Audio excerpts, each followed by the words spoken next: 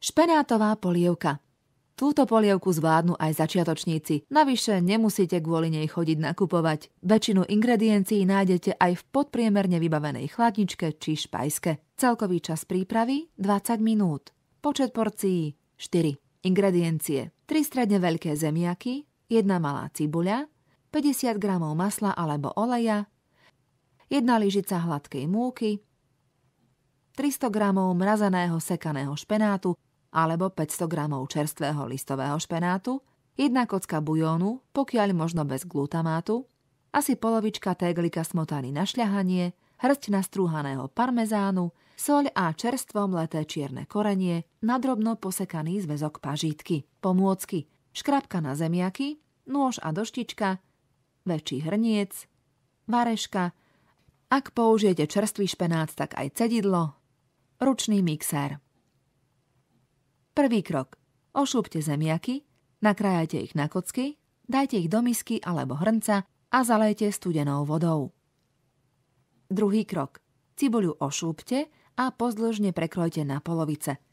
Rezom dole ju položte na doštičku, odrežte suché zvyšky listov a pozdĺžne ju 3-krát až 4-krát nakrojte smerom ku korienkom tak, aby korienky ostali v celku. Potom 4-krát až 5-krát rozrežte cibuľu naprieč. Získate drobné kocôčky a v ruke vám zostanú korienky. Tretí krok. Po veľkom hrnci nechajte rozohriať maslo alebo olej a do mäka na ňom poduste cibuľu. Trvá to asi 4 minúty. Potom pridajte múku a opražte ju do svetlo-zlatej farby.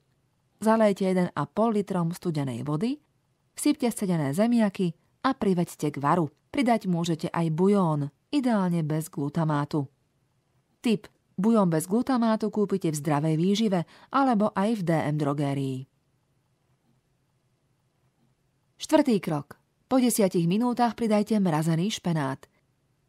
Ak použijete čerstvý špenát, dajte ho do prázdneho drezu alebo veľkého cedidla, prepláchnite studenou vodou a potom spárte vriacou vodou. Až potom vhoďte špenát do hrnca.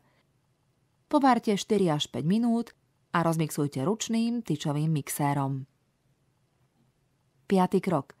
Stiahnite plameň na minimum, vlejte šľahačkovú smotanu a vmiešajte postruhaný parmezán a prehrajte.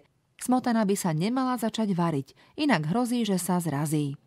Podľa chuti dosoľte a okoreňte čerstvom mletým čiernym korením. Podávajte. Priamo na tanieroch ozdobte nasekanou pažítkou.